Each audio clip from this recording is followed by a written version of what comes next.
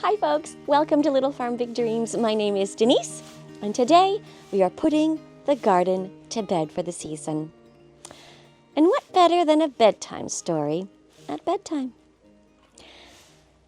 The story of the very generous garden. Once upon a time, there was a brand new gardener named Denise. She lived on a little farm, and she had very big dreams. One of her first dreams was to plant her first garden. What started as little seeds of garden dreams in her imagination turned into little seeds in her hands. Oh, yay! Celery! Tomatoes! She had so many seeds to plant, onions and carrots and beets. She planted them all, one tiny seed at a time, around her little antique baby bath filled with rich, beautiful soil. She set up special lights to help the little seeds grow tall and strong.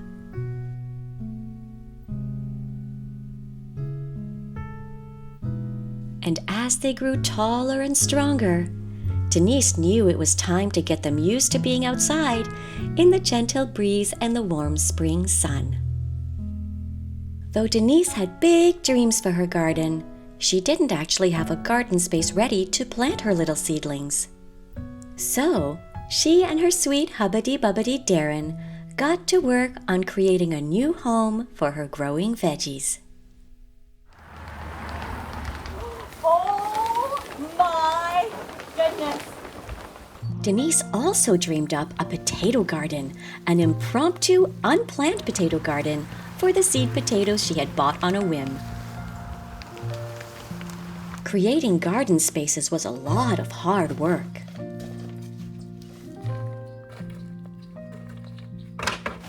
They used silage tarps. They used pitchforks. They even used a little tilling tool. They found all kinds of treasures in the soil, too. Big pieces of cement, metal wires. Good job. What is this? Checkers pieces. Rocks, rocks, and more rocks.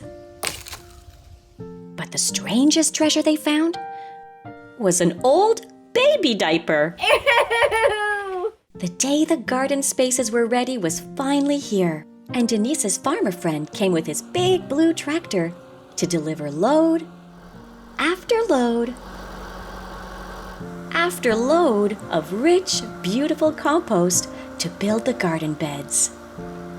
It was a very exciting day on the homestead.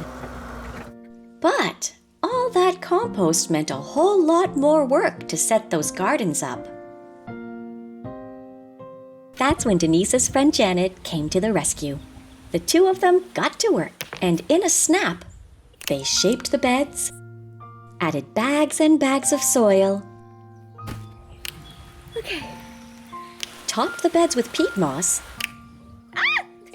and planted all of the seedlings in their warm, cozy beds.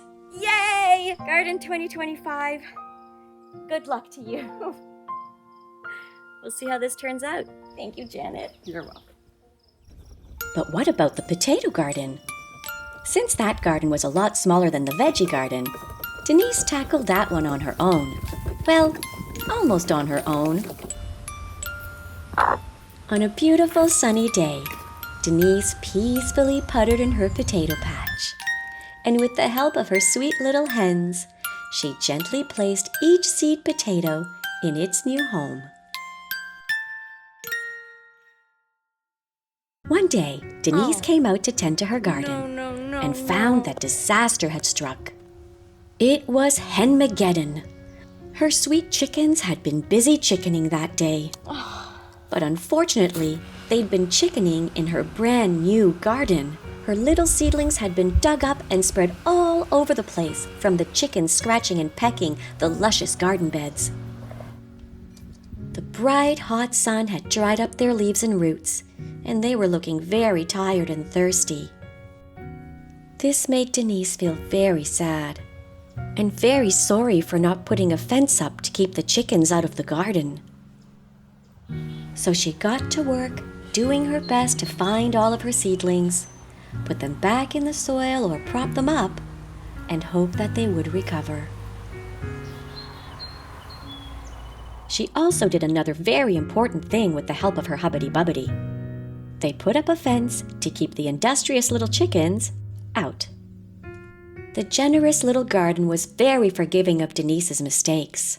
It grew and grew and grew despite the chickening chickens incident and all of the things Denise needed to learn to take good care of it. And not only did her gardens grow and grow, they generously produced so much delicious food for Denise and her family. Since Denise had planted her garden much later than would have been ideal, her plants weren't quite done growing, even though the summer heat was growing colder with the fast approaching fall season.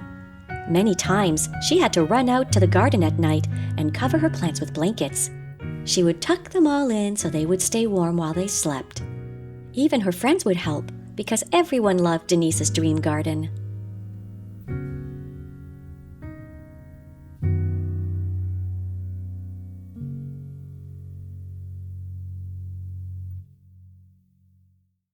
One day, the temperature simply grew too cold for Denise's tomatoes to stay warm under their blankets at night, so she went out and picked all of her tomatoes. The green ones, the red ones, and even the white ones. So many tomatoes were hiding under the lush foliage of their plants that the sunlight couldn't reach them, so they hadn't developed their color yet. Every time Darren or Denise lifted a stem, a treasure of tomatoes was revealed.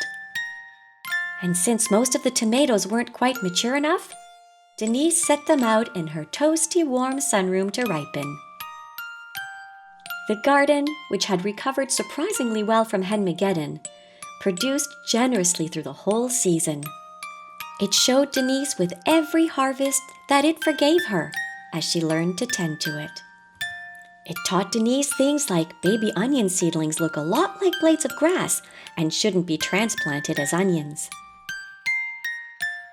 It taught her that keeping on top of weeding would help her plants have more nutrition. Whoa! It taught her to remember to water her garden so her plants would stay strong. It taught her that leaving volunteer tomatoes to grow in her carrot and beet patch would provide a lot of tiny tomatoes. But it could also disrupt the carrots and the beets. Denise's garden of big dreams had given everything that it could. It was time to put the garden to bed until next season. Denise tidied up her sleepy garden, brushed and brushed its rows, tidied up some more, put away the fence. And as the day turned into night, Denise tucked her garden in under warm, cozy blankets, read it a bedtime story, then said good night. The end.